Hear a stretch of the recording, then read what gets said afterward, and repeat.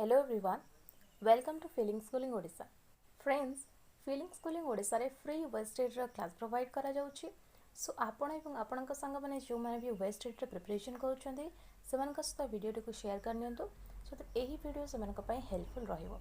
And यदि प्रथम थर चैनल को व्यू करूछन्ते प्लीज सब्सक्राइब करनियंतु पाखर थिबा बेल आइकन ऑल नोटिफिकेशन को सिलेक्ट करनियंतु सो दैट एही चैनल रे अपलोड हेउथिबा वेस्टेज रे समस्त फ्री क्लास रा अपडेट आपण सर्वप्रथम निज फोन ने पाई परिबे. सो चलतु आरंभ करबा हमर आजिर क्लास टिकु. आमे हिस्ट्री रो great rulers of ancient India रा चैप्टर को स्टार्ट करथिले जोंत्र में अशोक एवं खारवेल को कंप्लीटली डिस्कशन कर सारी छथि. आजिर वीडियो रे हमें समुद्रगुप्त कन्क्वेस्ट डिस्कशन करबा. समुद्रगुप्त जे कि 335 टू 375 एडी शासन करथिले. The Gupta kingdom was enlarged enormously by Chandragupta's son and successor Samudragupta, also called Lichavi Dauhitra. Samudragupta was the greatest king of the Gupta dynasty who ruled over for 40 years. He was an ambitious ruler and wanted to be a Chakravarti, emperor. Because of his bravery and generalship, he is called the Napoleon of India by historian V. A. Smith in his book Early History of India. Chandragupta पुत्र तथा उत्तराधिकारी समुद्रगुप्त जहाँ को लिचावी दहुत्री कह जाए. समुद्रगुप्त थिले one of the greatest king of गुप्त dynasty and जे कि 40 वर्ष राजत्व करथिले. तांका समय रे ही गुप्त डायनेस्टी बा गुप्त राज्य बहुगुणित होइथिला एवं he was an ambitious ruler जे कि चक्रवर्ती हेबा पई चाहुथिले. तांकर ब्रेवी एवं जनरलशिप पई तांको भारतर नेपोलियन कह जाए.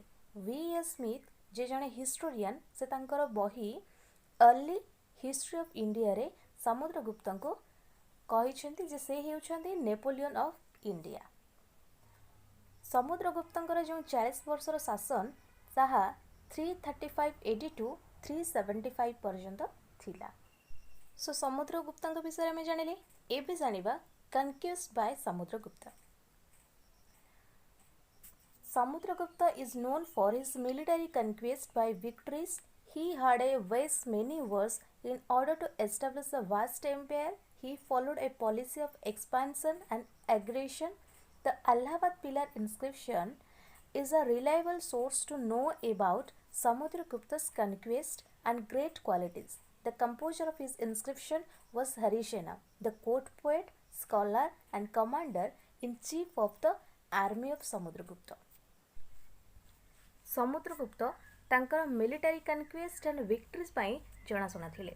से एक विशाल साम्राज्य प्रतिष्ठा करिया पई तांको अनेक युद्ध करबा को पड़िथिला एवं Allahabad pillar the Allahabad pillar inscription जहा कि समुद्रगुप्तंकर कन्क्वेस्ट एवं महानता विषय रे जानिबा पई एक निर्भर योग्य उत्स अटे एवं एही लेखा को बा तांकर एही गुण को जे रचना करथिले से हेउछंती हरिसेना जे कि तांकर कोर्ट कवि विद्वान तथा समुद्रगुप्तंक आर्मी बा सैन्य बाहिनी सेनाध्यक्ष थिले.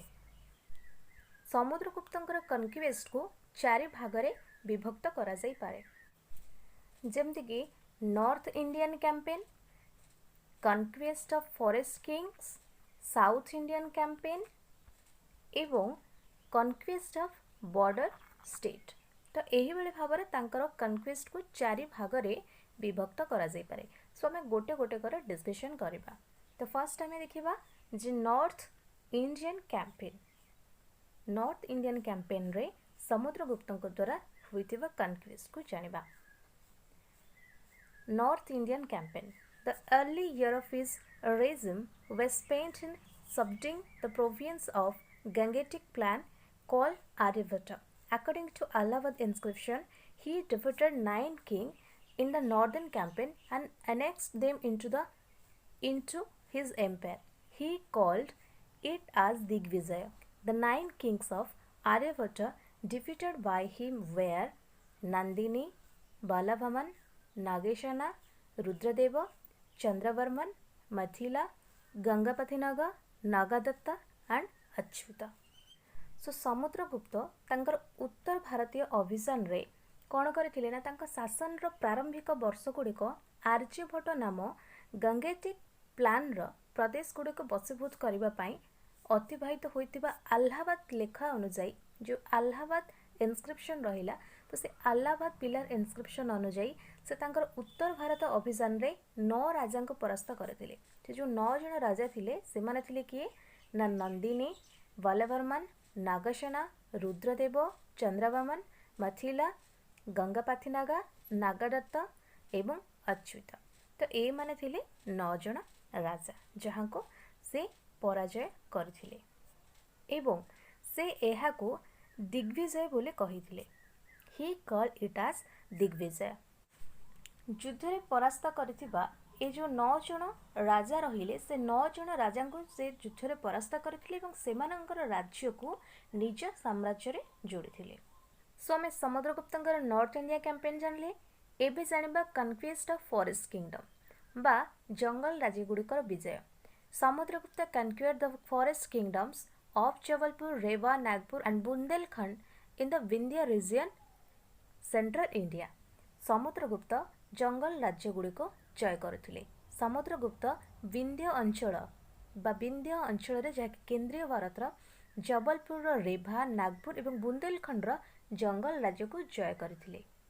सो मैं कन्क्वेस्ट ऑफ फॉरेस्ट किंगडम्स जानिले। एबे जानिबा south Indian campaign. South Indian campaign रे after firmly consolidating his authority in the north Samudragupta turned his attention towards the south and he launched an expedition and his army traveled about 3000 miles. He defeated the 12 king of South India but they were reinstated in their respective position. These king became his vassals and they accepted to pay tributes. He called this आज धर्म विजय। समुद्रगुप्त तांकर उत्तर भारत अभियान पर से दक्षिण भारत अभियान आरंभ करथिले एवं दक्षिण भारत अभियान रे से तांकर जो आर्मी थिले से 3000 माइल पर्यंत यात्रा करथिले।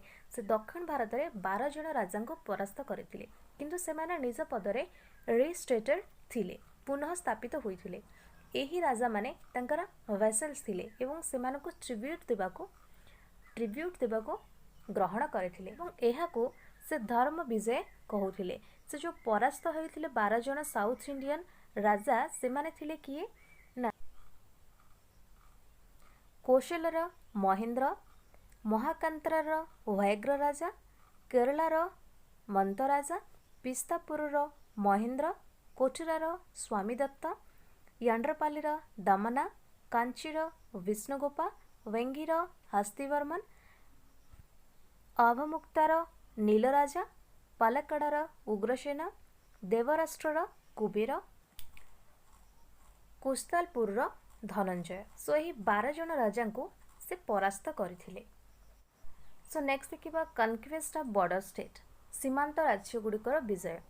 The boundary states conquered by Samudragupta were Kamarupa in Assam, Assam रो कामरूपा, समता इन बेंगल, बेंगल रो समता, कट्रीपुरा इन पंजाब, पंजाब रो कट्रीपुरा एंड रोहिलखंड एवं रोहिलखंड।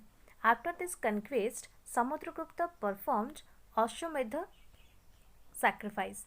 सो एही विजय पर समुद्रगुप्त अश्वमेध सैक्रिफाइस करथिले टू कमेमोरेट हिज विक्ट्री। तांकर विजय को स्मरण करबा पई सेही अश्वमेध सैक्रिफाइस करथिले। ही टुक द टाइटल अश्वमेध पराक्रम। से अश्वमेध पराक्रम आख्या नेइथिले। He issued gold coin with the figure of a horse on them. से गोटे गोल्ड कॉइन इशू करथिले जेउथिरे कि हॉर्स रो फिगर थिला। They were among the 8 type of gold coin issued by him. तो तांकर द्वारा एही बळे भाबरे 8टी सुना मुद्रा इशू होइथिला। His empire extend from Kashmir in north to Tamil Nadu in south and Punjab in the west to Bengal in the east. So तांकर साम्राज्य उत्तर रे काश्मीर ठारू दक्षिण रे तमिलनाडु एवं पश्चिम रे पंजाब एवं पूर्व रे बंगाला पर्यंत विस्तार करिथिला। Samudragupta was not only a conqueror but also a musician, poet, scholar and a patron of literature. He had the title Kaviraj. Samudragupta is said to have composed numerous poems of high merit. Some of his coins represent him playing veena. सो समुद्रगुप्त केवल जे जड़े विजेता थिले ता नुहे बरं जड़े संगीतज्ञ कवि विद्वान तथा साहित्यर पृष्ठपोषक मध्य थिले। तांकर कविराज आख्या थिला। ही हाड द टाइटल कविराज एवं समुद्रगुप्त को उच्च मानर अनेक कविता रचना करिथिबार कुहा जाय। सो तांकर किछि कॉइन तांको वीणा प्ले करुथिबार रिप्रेजेंट करिथाय। सो आज रे वीडियो रे आमे समुद्रगुप्तंकर विजय को चारोटी विभाग रे जानिले, जेमति कि उत्तर भारतीय अभियान, जंगल राज्य गुड़िकर विजय, दक्षिण भारतीय अभियान और सीमा राज्य गुड़िकर विजय उपर आमे डिस्कशन कले। सो आशा करुछि एही वीडियोटी आपनकर अपकमिंग वेस्ट स्टडी पई बहुत ही हेल्पफुल रहइबो। Thanks for watching.